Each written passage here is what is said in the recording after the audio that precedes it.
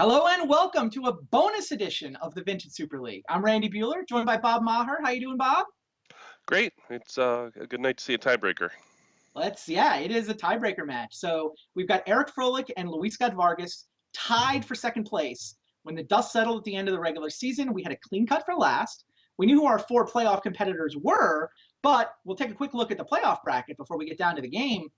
There's a pretty big difference between second and third place. Whoever wins this tiebreaker match gets the bye into the semifinals. Whoever loses this match has to play me in the 3-4 game. Meanwhile, Chris Pakula, hanging out as the number 1 seed, he's ready for the championship match, which is in the special Sunday edition of VSL. That's going to be on April 26th. So let's get down to the match. The loser plays me next week. The winner gets a bye into the semis. Looks like Eric is running back the dredge deck. He's convinced that this deck can win. He's going to try to show us here. Luis, meanwhile, that's a Thoughtcast in his hand. Oh, I saw a video he did with this deck. Seed of the Synod into Thoughtcast. I mean, it's always a good start when you can run Lotus into deck, activate it. Good point.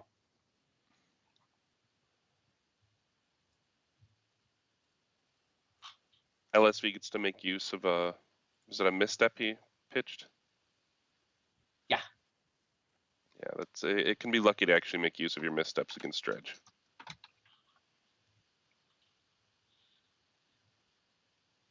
Wow. Mr. X the Unmasked back to Eric. Of course, Dredge usually not hurting for random cards. It doesn't mind discarding. But just having the raw card count, it means it's going to be that much harder for Eric to hold on to that mental misstep as he starts dredging Bizarre. Yeah. More artifacts for Luis. Thoughtcast is 1 mana, draw 2 cards. It's really interesting. I think the theory behind this deck is looking at how good Gush has been, right? That, free draw 2 cards. Oh, geez, Tinker. He hasn't played a land, so he can see to the Synod and Tinker out. Presumably, he's got a Blightsteel in there. Interesting. Wow. Dax first. Well, I guess if he drew the Blightsteel, he would discard it and just shuffle it back in.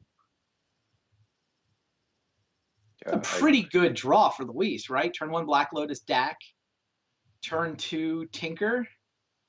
Yeah, this is certainly an exceptional draw, and it's the kind of draw you need against a deck like Dredge.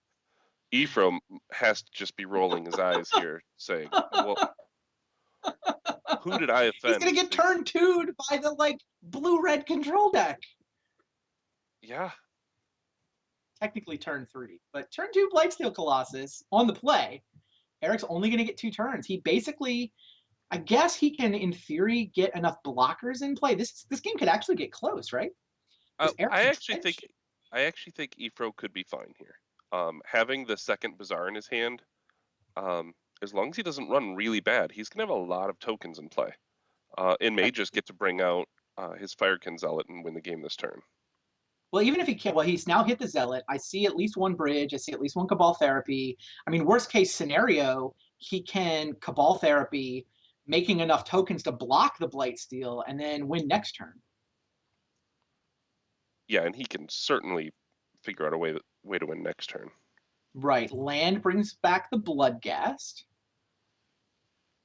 Now, this is 1 match. This is just best 2 out of 3 for this tiebreaker here. So these guys did not know what deck they were going to be playing against. They just showed up with decks, and now they're figuring them out as we are. Second Bizarre Baghdad, dredges a bunch of stuff.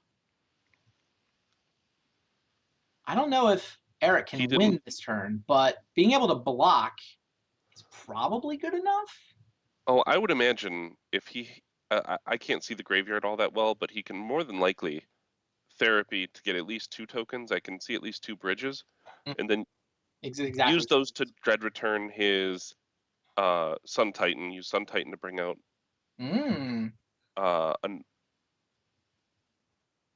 another Bizarre in the graveyard. So, run it again, hit more Narcomoebas, and assuming there's a second dread return in there somewhere, it should be over this turn. I see 2 dread returns, I'm pretty sure. So he's already got 2 in the yard. Yeah, Eric may actually be able to win here through Blightsteel. That would be a pretty good draw. Only 17 cards left in his library right now. Most of his cards are in the graveyard. Right. So if he does bring out the Sun Titan to bring another Bazaar out, I mean, there's 3 Narcomoebas left in those 17 cards. He's going to dredge 12 of them. He has to run. Even missing all the Narcomoebas, he might still find a way to come out of this. Yeah, Because just sacking bringing the zombies doesn't actually trigger the bridges is the only problem he's got. He wants real creatures to sack. He's going to get enough yeah, zombies. I thought he would sack the Blood Gas to the Thoughtseize there, so that Oh, that's if he true. does use Sun Titan to bring uh, a land back out, he would get his. Oh, I guess it doesn't matter because he's dread returning Yeah, with it. he sacks I it don't to know. the Dread Return to get the Sun Titan, to Yeah, presumably get the Bazaar, to get the Bloodghast back again. Does he have more Bloodghast, or he's still just on one? 2 Bloodghast come out. So there are 3 creatures to sack to this next Dread Return. I mean, another bridge would be nice. and kind of the funny thing, I actually don't think this is that ridiculous of a draw for No, it's dredge. not. This is what the deck is It's supposed to do. right. We're more trained to feel like this is a great draw for dredge, given Eric's previous draws with the deck. Sure. And yeah, Luis sees it. He knows Yeah. he's done. All the zombies that come back from the Dread Return means that he just Flamekin Zealots and all the hasty zombies come over. Wow. So Luis Scott-Vargas played turn 2 Blightsteel Colossus on the play. Not good enough. Yeah. Now the question is, what kind of anti-dredge sideboard did Luis show up with? Well, considering he has Thoughtcast in his deck, I hope he has 4 cages. If his sideboard does not start with 4 cages, I Something's don't. gone horribly wrong. I can't puzzle out a Thoughtcast deck. I just can't. No, I'll buy that. So it certainly seems like he should have cages. But I mean, I don't know how much he was expecting that Eric might. He had to think Eric might run back Dredge. It's a pretty low stakes match, right? It's 2 versus Yeah. 3. You're playing a really good friend. You're both in the playoffs anyway. He had to think Eric might run Dredge again. Well, certainly, but it's also, I mean, Dredge or Oath or a Yogg-Will based deck. I mean, Cage if is you're just keying, good. yeah, Cage is just good, and That's your deck that's is all artifacts. When you're running multiple Seed of Synod, I feel like Cage has to be included.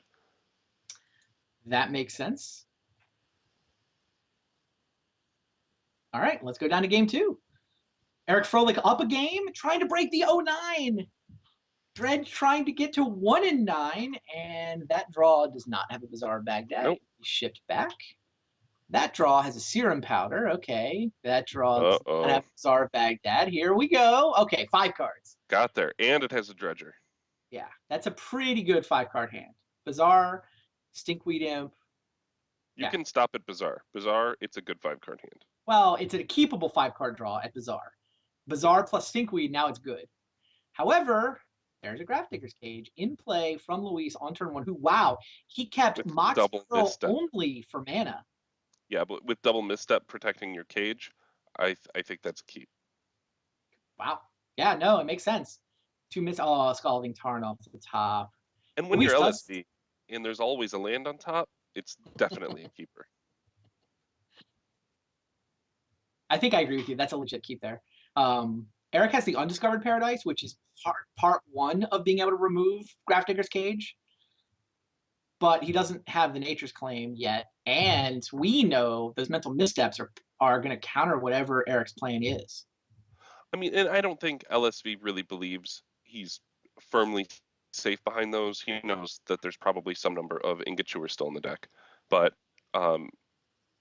facing a mulligan, I think you keep that. I agree. Well, there's Nature's Claim. I mean, if you guaranteed me that my 6-card hand was going to also have a cage, yeah, sure, I'd send it back and see what that looked like. But the sideboard hate is more important than all the other cards in the deck at this point. And Eric's going to lead with Cabal Therapy. That's pretty smart, actually. He would probably name Mental Misstep, but he's going to hit a Mental Misstep. Or I don't know, maybe once it's resolving, you name Force of Will? Yeah. Yeah, I mean, we'll never know. It seems like everybody names Force of Will the first time. Wow. Luck, skill, and victory. We got parts 1 and 2 so far. Yeah, I'm not sure if the V in LSV is victory or just Vamp Tutor. I mean, it's just... I don't know. So far, this game might be Luck Sack. Yeah, It's such a heartbreaker to hit the mental misstep there, and then misstep an ancestral and just get misstep right back. He hit the ingot chewer, though, is the important thing that he hit. It is. Yeah, in fact, he gave up on Nature's Claim. Nature's Claim went straight to the graveyard. He knows how much easier that one is for LSV to counter, so holds on to the ingot chewer and the misstep. Tries to stop the ancestral, fails. Now Luis has land, and Luis has time walk, and Luis is going to be able to tinker on this time walk turn. Wow, do you tinker for another Grafdigger's Cage, or do you just go get Blightsteel Colossus? Oh, you can't get Blightsteel Colossus because the cage is in play, of course. Yeah, well, I mean, you can tinker away the cage to go get Blightsteel, but that's risky. All right, well, he's got a second cage. Thirst for Knowledge was all it took. Who needs to tinker? Down goes cage number 1 to the ingot chewer. Yep, we're getting there. Getting there. Oh boy. He's just drawn perfect. Yeah, wow. And now in game 3, Eric mulligans to 1 card. Is that how this plays out? I think so. or else he keeps what looks like a great 7-card hand, and LSV's opener is just like Lotus, Force of Will, Misstep, and 3 cages. I think you need a second blue card in there instead of the third cage, but sure. I'm sure not only would there be another blue card, there would be whatever he needed on top as well. Now let's dig through time.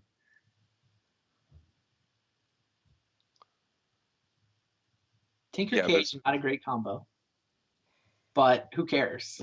Tinker's job is to be a blue card for Force of Will. Oh, geez. How good is Tolarian Academy in the Seat of the Synod deck, huh? Wow. I really like this deck.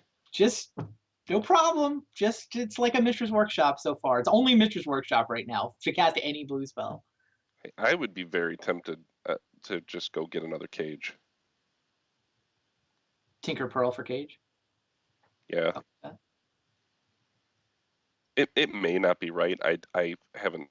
I actually don't even know the particulars of either deck at this point, but so much mana. DT, he can almost hard cast the Blightsteel. Seems reasonable. I mean, I guess he just Yawgmoth's Will here, right? Oh, Time Vault. Okay. You can tell things are going well for a dredge deck when we're debating whether or not they can hard cast Blightsteel. Yeah, now Tinker gets Voltaic Key, obviously. And Yeah. Luis will take all the rest of the turns. And at some point, we'll be casting Blightsteel. At some point. I don't think we're going to get to see that part, though. I mean, there's a chance that Eric has hit F6 and walked away from his computer, but... No, the problem is you have to hit F6 every turn, because I've tried that. It doesn't work very well. All right, Eric has seen enough, so on to game 3. Luis Scott-Vargas keeps Mox Pearl, Grafdigger's Cage, Misstep. Draws land, draws restricted cards. No problem. On to game 3. The sideboard cards are just so much more important than basically every other card. Yeah, no, I don't think it was a sketchy keep. I think Luis is correct to keep. He had a sideboard card. He was ready to fight. Especially if his sideboard cards are just the 4 cages, or, I mean, at this point, could be less than 4 cages. We've seen multiple cages. We haven't seen anything else specific to dredge. I'm with you in that cage seems like it has so much synergy for a Thoughtcast deck that you just run it. I mean, you just run all 4 of them. Yeah. Let's see what happens in game 3. Eric does have a Bazaar in his 7-card hand. This hardly seems like a keeper for LSV. It's really bad. I mean, you can thirst discarding Blightsteel, but wow, he runs Simian Spirit Guide in that deck? That's crazy. I mean, what is this? This hand is Black Lotus, Thirst for Knowledge, discarding Colossus. So basically, those 3 cards get replaced by 3 new cards. And then you have to decide if you like the other 4 cards plus 3 randoms. I mean, you can almost Thoughtcast. Like, you can Spirit Guide out the key. You've got a Misstep. Yeah, Luis kept it, didn't he? I believe he did. He kept it. This is sketchier. The last draw totally made sense to me. This one seems a little sketchy. Well, Also, mulliganing is just a free draw for your sideboard cards. Like That's even what, yeah, right. if this draw involved a cage that he could just Spirit Guide out, sure, let's give it a run. Well, he gets to see 3 cards. He gets to see half of a 6-card hand worth of cards. Plus, he gets his draw phase, of course. Well, at Dak this doesn't. point, do you just Spirit Guide out Dak? Instead of Thirst? I mean, he can Dak's Thirst just with a gonna blue get. floating. Oh, he Dax. Sure. Blue floating and plus the Dak. Pearl Tinker. Wow, he's so close to tinkering out Vault Key again. Except for this little problem of having no lands. Yeah, and no blue mana sources anymore either. He's got 1 floating. Yeah, it's not gonna get there. No, he's 1 short. He can't cast the Thirst for Knowledge. That deck did not really work out. No. A land, like a land would have been great.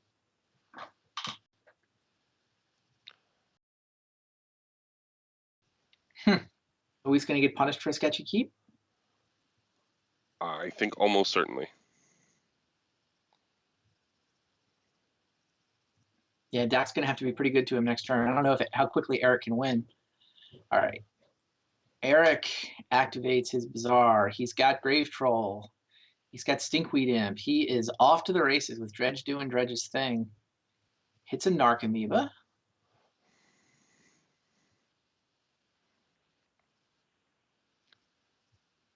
Yeah, I mean, there's still plenty of combinations of cards that leave LSV winning this game, but they're certainly challenging. I think it's in the single digits, percentage-wise. Mm-hmm. I mean, if he gets to deck into just Yeah, Academy the fact Time that he Vault, gets to game's see over. But the fact that he gets to see 3 cards next turn makes me think his chances are better than single digits. But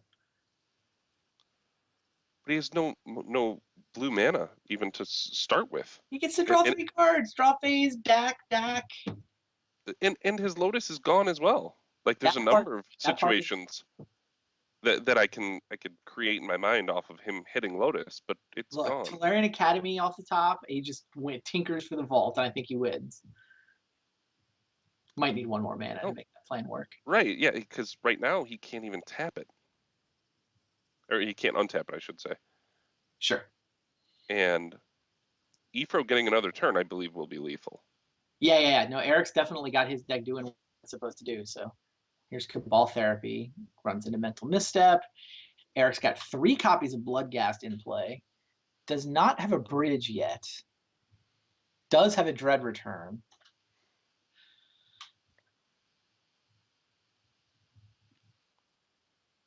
And flashback 2 Cabal Therapies, but they won't make any zombies. I don't know. Does he can't be terrified of his position here, can he? Guess he goes ahead and sacks the Bloodghast to Cabal Therapy. Doesn't get any zombies, but he wants a peek at Luis's hand. He wants to see what's going on. He's like, Luis must have something. He kept the straw. What does it do? So after you get to see his hand, which card do you go back for? The Tinker. With a key in play, I get the Tinker. Yeah. He named Time Vault. That makes sense. That's clearly the thing he's most worried about Luis doing to him. Yep. Although if Luis passed last turn with a... Oh, I guess he only had 1 mana, right? He spent his floating mana on the key to untap the Pearl. All right, now Eric has seen Luis's hand. Might go back for Tinker. Probably should go back for Tinker. I think so. Or play the Ingot Chewer out of his hand. Or no, did he just Dread Return the Ingot Chewer? He hit Dread Return on Ingot Chewer. Hilarious. So down goes Voltaic Key, presumably. And now it also pitches... I'm not sure if it's key or pearl here. I mean, I guess it depends on if he plans on following up with sacking the Ingot Chewer to Therapy again. Oh, that's fair. If he's going to sack Chewer to Therapy, then you hit the Pearl. But if he hits the key, he no longer cares about Tinker. Tolarian Academy is no longer a great top deck. He is going back. Yeah, you don't want to leave somebody the option of just tinkering for a cage. Sure. Goes back for the Tinker. Yeah, it's a question of do you want to leave him with a Bear Mox Pearl or a Bear Voltaic Key? What? Speaking of, What just happened? Luis top decked Graph Digger's wow, Cage. Wow, and and Time Vault. he What had is Mox Time Vault on top. what on earth? And Eric, I guess Wow. Eric has no misstep. Eric has no answer for this Graph Digger's Cage. Luis just calmly top decks Graph Digger's Cage. Yeah, don't mind if I do. Hold on. Unbelievable. Now, Eric has an Ingature in his yard. He can obviously find more. No, he can't Dread Return. No, He can't has try to to return. He can't even bring the Bloodcasts out, can he? They can't get played out of the graveyard. yeah. Finds the Dread Return. He's dredging, but he can't get Graph Digger's Cage. Basically, what he has to do now is he has to dig in his library until he managed to get into his hand a Nature's Claim or Chain of Vapor or whatever his other cards are for getting himself out of this situation. And there's already 2 Nature Claims in the yard and an Ingot Chewer. And of course, he top decks Mental Misstep right after Luis top decks the Cage. Of course. This is insane. And it wouldn't even have mattered if he'd hit the Pearl because Luis found the Jet alongside the Cage. It's not often I see a dredge player thankful that my opponent doesn't have anything to target my land, so he can't take it with Dak Faden. You're looking forward to the Dak Faden Ultimate, are you? Hey, if LSV, because I've no idea what's in there, draws even fire anything that targets a land off the top, that's definitely where I would head with it. He's going to get to 7. That way he can go Ultimate and still have his Dak around. Great. Now that Mox Opal seems good in this list. Thoughtcast is just on, right? Seat of the Synod with 4 artifacts. Might as well draw 2. Oh, he still had to discard from the Dak. Sorry, he doesn't get to keep all those cards. Here we go. And now he's got Ravenous. Oh, jeez. Dredge is going to go 0-10. I cannot believe this. Dredge is going to go 0-10. Eric is going to be on stone tilt when that Ravenous Trap gets cast. That is nuts. Just one of those, oh yeah, by the way, once this cage isn't on the board anymore, you don't have a yard. Now, to be fair, Eric is drawing with his Bazaar and fishing for answers. So he's not actually discarding enough cards to trigger the Ravenous Trap just yet. Or is it 3 cards? Is it already triggered? Or is it 4 cards? How many cards trigger Ravenous Trap? I feel guilty for not knowing this off the top of my head.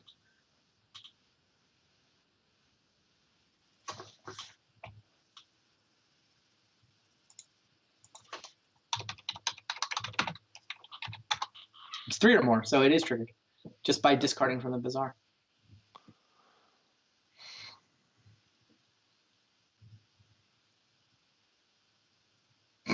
Dak is up to 8 counters. Ravenous Trap is in hand. Luis is calmly just filtering his way through his deck. He'll find something to win with eventually. Yep, here's this cage, here's this trap. I don't think you can beat me anymore.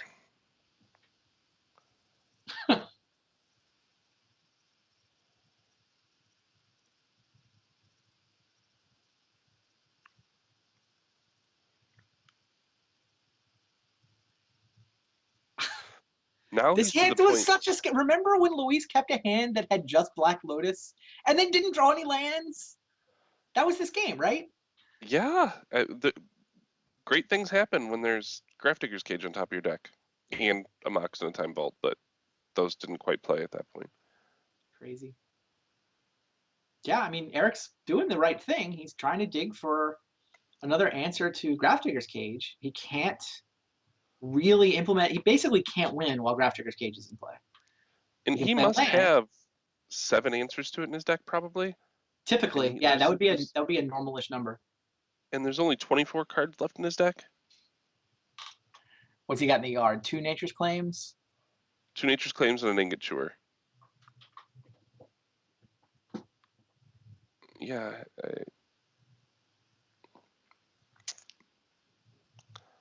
If I was Eric, I don't know that I would ever play Dredge ever again. He's 6-0 with non-dredge decks this season. Sure looking like he's going to be 0-4. Oh, Treasure Oh Cruise. wow. The It's not. value. The value.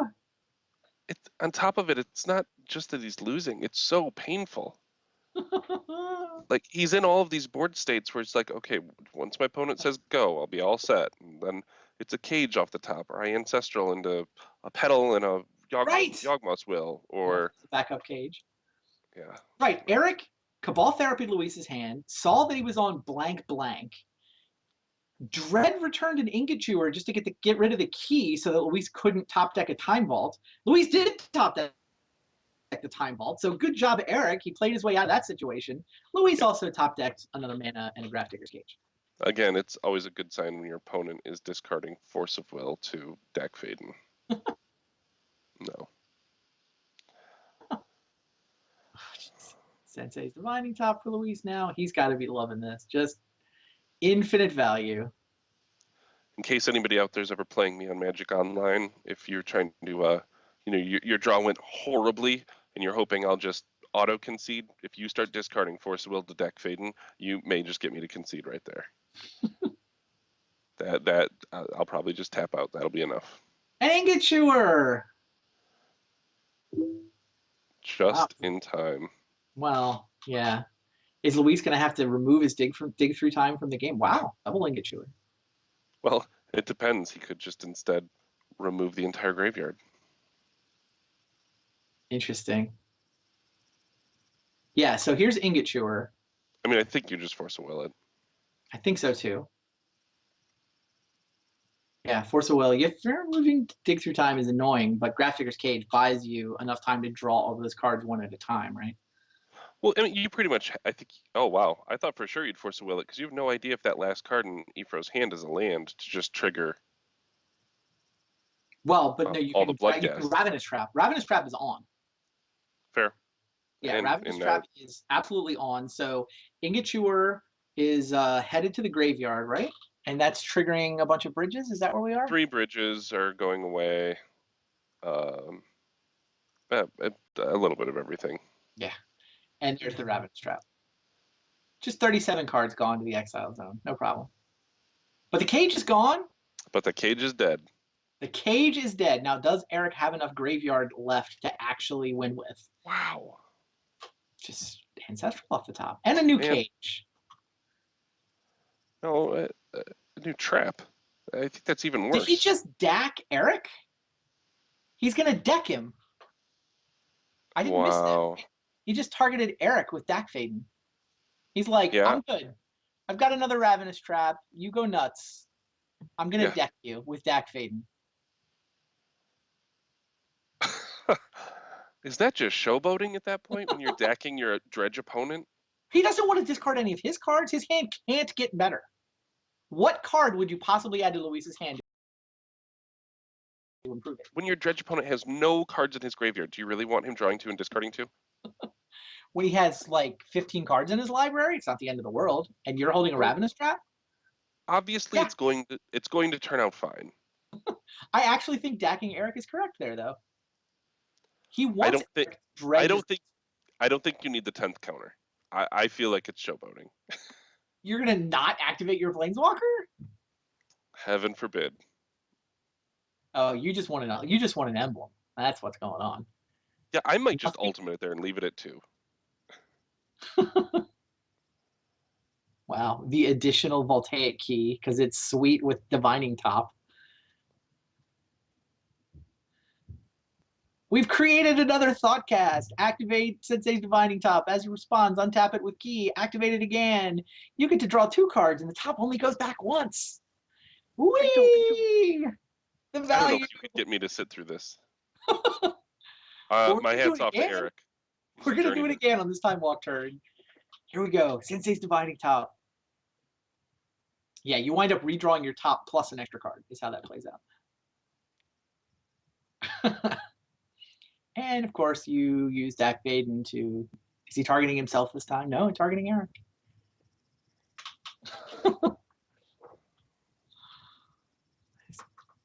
Eric's down to 11 cards in his deck.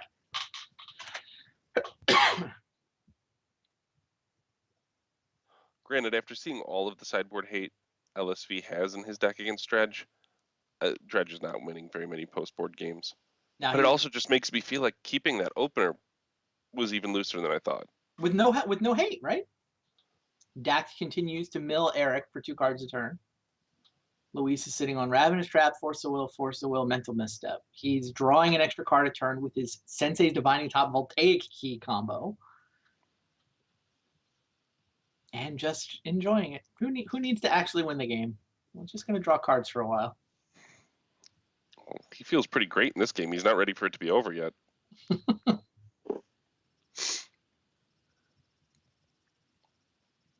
getting that bye with authority. Yeah, that is what's at stake here. Buy into the semifinals is at stake for the winner. This is 2nd versus 3rd place.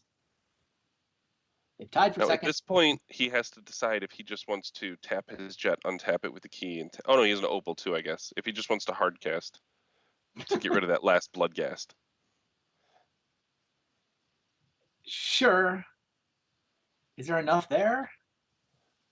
I guess he's disappointed that Eric didn't Bazaar and Dredge. That's what he wants Eric to do. That's what you'd like to see happen. I mean, Eric's deck is in the single digits. Yep. So Bloodghast is allowed to come into play. I mean, Eric does not have enough turns to attack and win with it, so. Here we go, Divining Top. Oh, it doesn't do the trick. Now we'll do the trick. Untap it, activate it again. Still get the cards. Thoughtcast, more cards. Never stop. It's a race. See who can run out of cards first.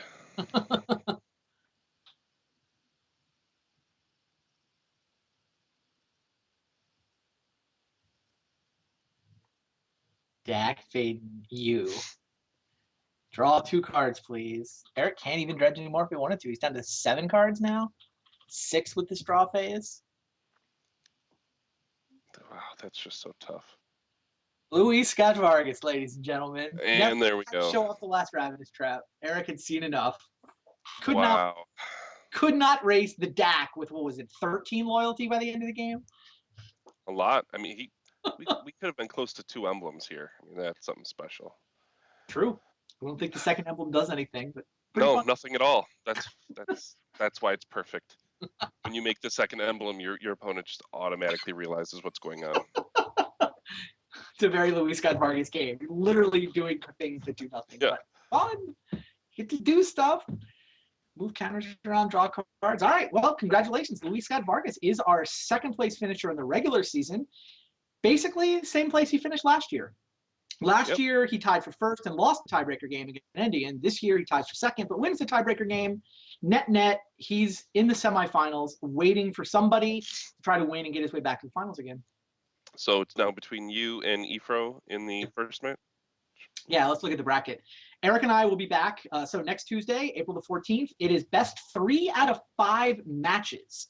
So both Eric and I are able to bring 3 different decks. They don't have to be different, but we bring 3 decks.